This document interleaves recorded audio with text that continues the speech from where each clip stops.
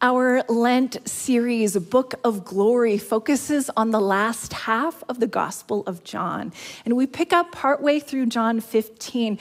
It's a bit of a crunchy text, meaning some of us may have some misunderstandings, maybe even some resistance to what we read. And it's okay for us to admit that. So today we'll talk about this question: does the world really hate you? Death-dealing forces, relational ontology, and the verb glorify. We begin in John 15, verse 18, and Jesus speaks to his disciples in what's called the farewell discourse. And it's kind of like this Jerry Maguire mission statement moment where, if you remember the movie, Jerry, a sports agent, played by a younger Tom Cruise, writes through the night this manifesto to say to his colleagues, the key to our business is personal relationships. Then Jerry loses all his friends and almost all the athletes that he works with, except for Cuba Gooding Jr., of course, show me the money. But eventually, Jerry does find love. You complete me. And I realize I leaned really hard into that movie. And it also is a reference that dates me. It's from 1996, but sometimes you need to stay in your pop culture lane. Mine's dramatic rom-coms from the 1990s, and I am not sorry about that. But you didn't come here to hear that, did you? Back to the text where Jesus prepares his friends for what's to come. There are parallels, if you're looking for it, kind of everywhere. John 15, beginning in verse 18. If the world hates you, keep in mind it hated me first. If you belonged to the world, it would love you as its own. As it is, you do not belong to the world, but I have chosen you out of the world. That is why the world hates you. Okay, if you knew you had, say, a day left to live, and you gathered your best friends around a table to hear your mission statement, what would you say? I bet it wouldn't start with, if the world hates you. You'd probably go with something more along the lines of try to be kind. But let's remember in this farewell teaching so far, Jesus has lovingly washed his disciples' feet and told them to do the same for each other. He has clearly seen where his friends are at and given them the respect that they need to follow their own paths. He has comforted them and told them about this expansive future where there's room for all. He said that following him is following God, and that the Spirit is a promised and ever-present reality.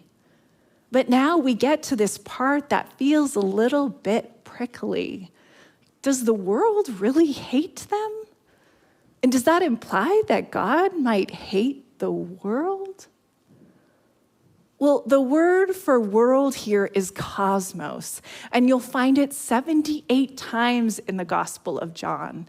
And what's unique about the style of John's Gospel is that it has this spiral quality to it, meaning that there are themes and ideas that the writer circles around again and again and again, coming at an idea from one angle and then coming at an idea from another. And one of those ideas is cosmos, which most often means the whole earth. Now, in some passages in the gospel, you'll read about God's love for the cosmos. In the famous "For God so loved the world" in John 3:16, and you'll read about God's nearness and affection for the earth when the divine word, Jesus, becomes flesh and moves in amongst us. This is a loved cosmos, not a condemned cosmos. But then John takes us to the other side of the relationship. And this is where we find not reciprocity, but animosity. This is where cosmos is personified in worldly rulers and shadowy forces. So let's talk about this death-dealing force as Jesus gets closer and closer to the cross. Picking up in 15, verse 23. Whoever hates me hates my Father as well. If I had not done among them the works no one else did, they would not be guilty of sin. As it is, they have seen and yet they have hated both me and my Father. But this is to fulfill what is written in the law. They hated me without reason. When the advocate comes, whom I will send to you from the Father, the Spirit of truth, who goes out from the Father, he will testify about me. And you also must testify, for you have been with me from the beginning. All this I have told you so that you do not fall away. Now, a lot of people think of John as a martyr's text. It's a text meant to reassure people going through a very hard time. See, John says Jesus attaches himself to their idea of God in a way that they can't pull apart. And Jesus says, I came, I did this work, you were with me, it is holy, so hold on to it. And there's no way to put this work, this Jesus genie, back into the bottle. Jesus has put it all out there, how to be human, how to love God, and how to love each other. But access to this way of being doesn't make it easy. Sometimes truth can feel so threatening that people and powerful systems lash out, protecting what is vulnerable in them and their hold on power. And we can resist truth with such force that we start to hate, make enemies of everyone. And hate turns us into a shell of ourselves. So let's spin around and take a look at hate, shall we? Why don't we, in the words of one of my favorite songs about Jesus, consider why we put to death the ones we love the most? For John, everything that happens fulfills Scripture. Quoting Psalm 69, Jesus says, they hate me for no good reason. Just when you think you're going to get an answer. No good reason. Now, the Greek word for without reason or cause is dorean. And in the Septuagint, which is the Greek translation of the Hebrew Bible, the word is negative. Like, look at all those haters, hating me for no reason. But in the New Testament, dorean, which literally means as a gift, is used positively. In the Gospel of Matthew, in Paul's theology and John's revelation, this word translates as the divine gifts of good news and grace and human flourishing. And in Jesus, these things that seem opposite, a negative and a positive, can end up both being true. There will never be a way to fully explain the depth of evil, the cursedness of destruction, the mystery of hatred. It is baked in, and we can acknowledge that. But there will always be this way that God takes our hate and our violence and transforms even the worst parts of ourselves into glory, into gift. See, we know death-dealing forces. We know structural injustice. We know harmful disasters. We know lying and cheating and making a mess of it. And we know rejection and unfair critique and horrible lovers. We know meanness and abuse. We know cowardice and corruption. Why? I had to take my own bad attitude for a walk this week because I know my powerlessness to defeat my pettiness and my stressiness and my mood. Death-dealing forces, we know them. They are within and they are without. And when faced with the death-dealing force of an empire and a religious system that could not imagine something new and inclusive and evolving, Jesus didn't plot revenge. He didn't dig an escape tunnel. He didn't arm his followers to fight. When faced with his own fear, his own doubt, I imagine his own relationship with that feeling that there's just not enough time. Jesus just closed the door. He sat down. He looked his friends in the eye. He answered questions. I like to think maybe he even made a couple jokes. He kept it small and intimate, because it was only ever about relationships for Jesus. No death-dealing force can extinguish life-giving love.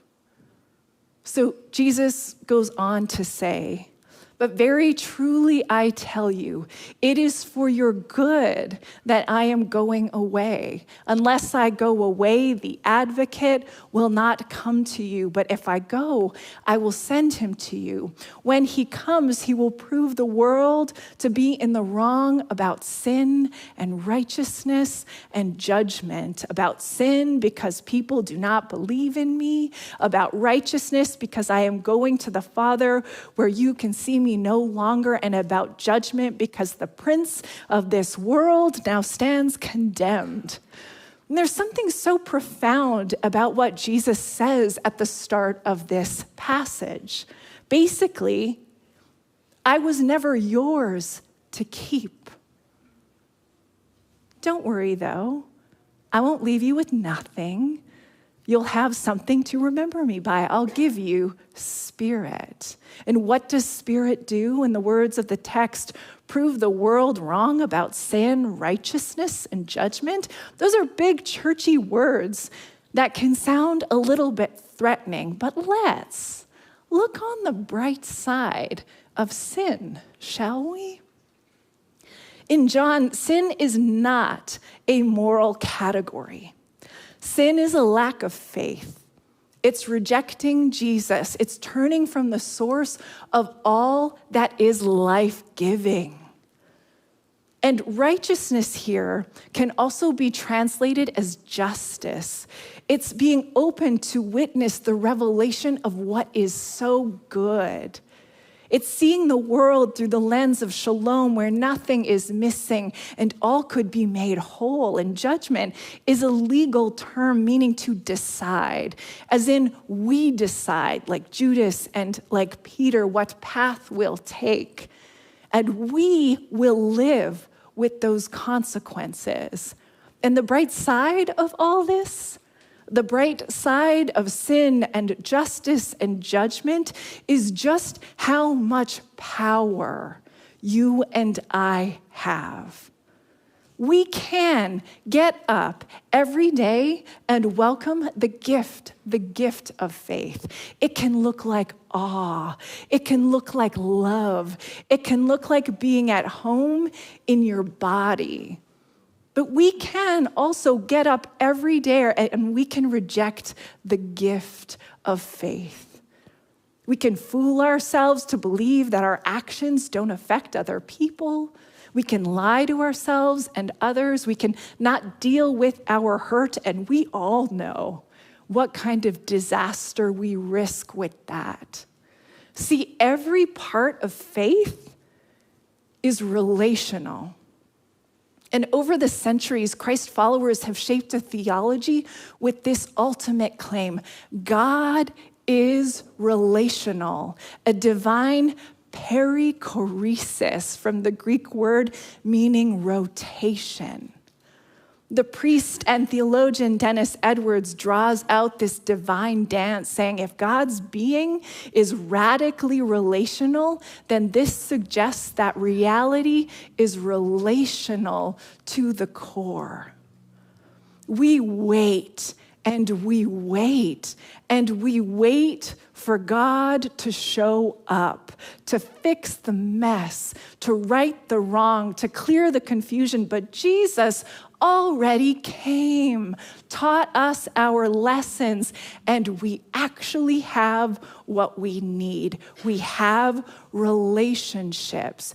You are in relationship with God every breath that you take. You are in relationship with ancestors, just noticing your body in this place. You are in relationship with everyone you meet and commit yourself to and love. You are in relationship with the land, with everyone who tended it before you, with everyone who will need it long after you. You are in relationship, and that is sacred. No existential crisis, no ruler of this world, no long, dark Lenten journey can ever sever your belonging. Okay, I got a little amped up there.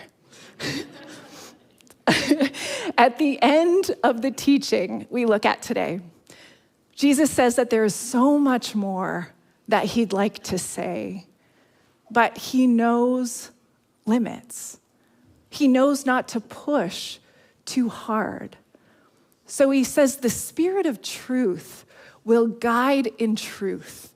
And I like Sarah Rudin's translation here. The life breath of truth will lead you on the journey in all truth. So Jesus assures them everything Spirit does will glorify. And the verb glorify, doxazo, means to reveal divinity, to make visible so much beauty, to honor stunning reputation. Doxazo is a promise. The verb is future tense. And Jesus tells his friends, you will still be in relationship with me, even after I'm gone. The life breath of truth will lead you.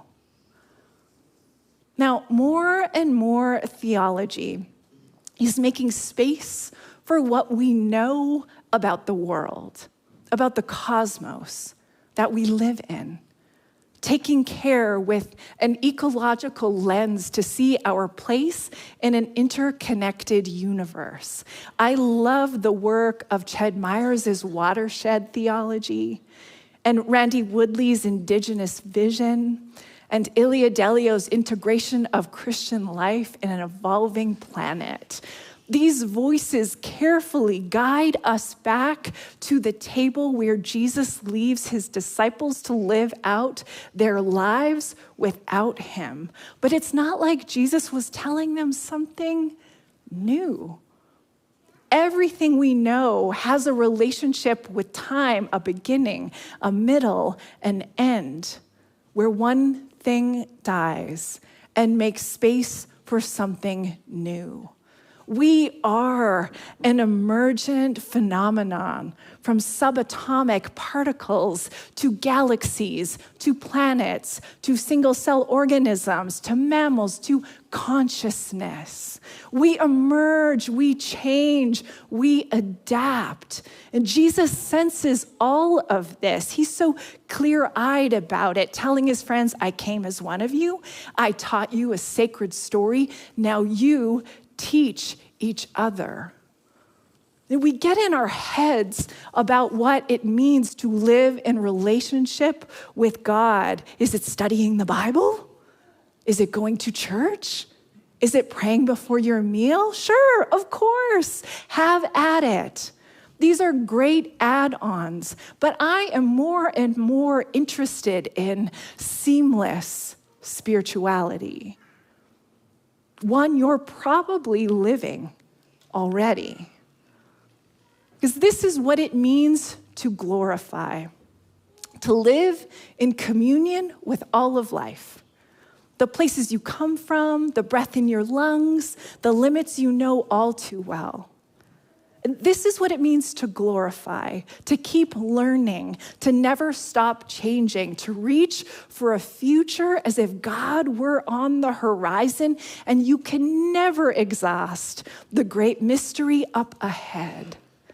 This is what it means to glorify, to see in the cross a way of liberation, pulling the e-brake on all of our violence, insisting that there could be meaning, post-traumatic growth, if you will, in your suffering. So we walk the last stretch of Lent together, this deep Lent, all the way to the cross, the tomb, the long, dark night of death.